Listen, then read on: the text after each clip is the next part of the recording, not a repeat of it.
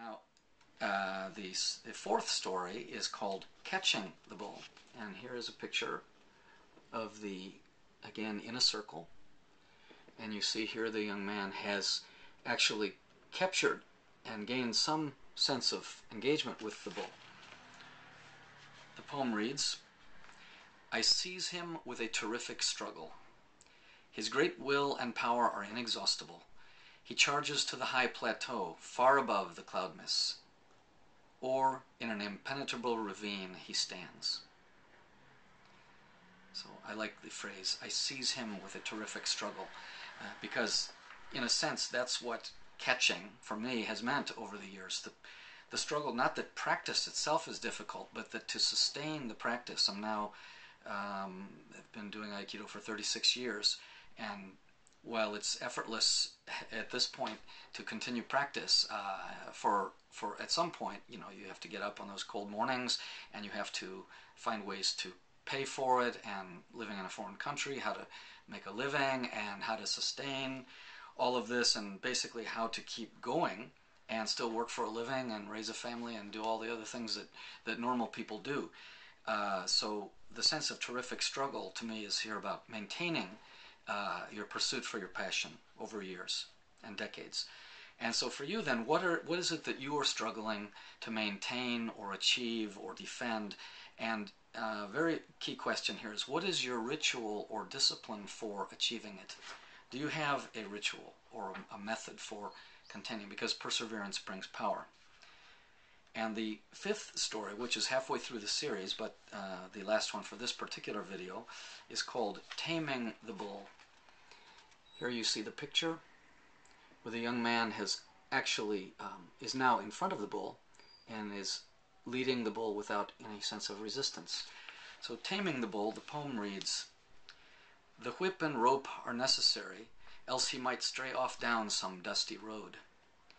Being well trained, he becomes naturally gentle.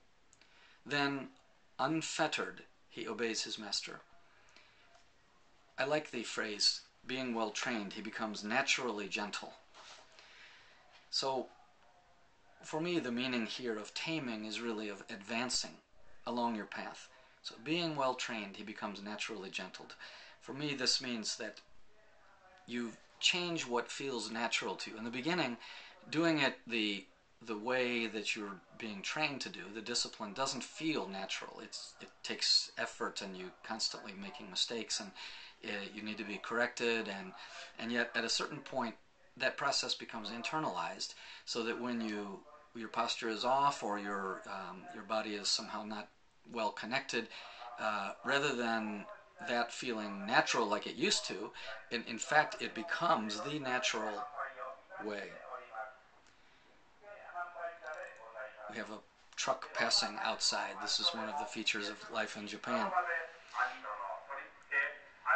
The wonderful thing about advancing is that when you've integrated and you know that it's internalized, you don't get off the path so often. In fact, you're on the path more often than you're off.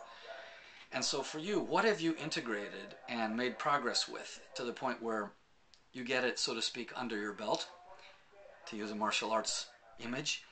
And even more importantly, have you stuck with something long enough so that you have experienced what I'm talking about?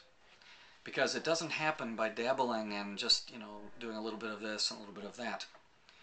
So let me quickly summarize the 5 keywords in the first 5 stories of the 10 ox-herding pictures. It begins with searching for the bull, then discover, then perceive, and catch and tame. You search, which is suffering. You discover, which is decision. You perceive, which is about passion. You catch, which is about practice. And then you tame, which is about advancing along your path. So you find your path, you set your feet firmly upon it, and you move down along it for a considerable distance. So these are the first 5 stories of the 10 ox-herding pictures. And in the next video, we'll look at the last 5 stories and see where this story takes us. Thank you. This is William Reed with the EntrepreneurSCreativeEdge.com.